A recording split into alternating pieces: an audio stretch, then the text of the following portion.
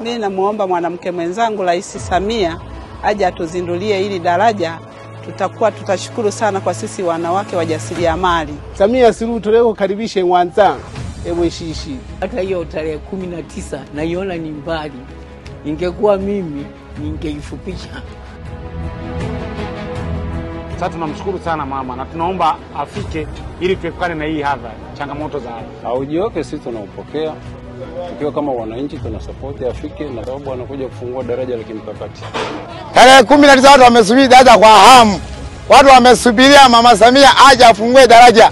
Mama Samia tulekolomba sana uize utofungule daraja tarehe 19 mwezi wa 6. Tulelomba sana yani byakete mjini raha kweli. Leo karibisha kwa shangwe. Kwa hamu kubwa tulekolomba. Usike uize utofungule daraja lise.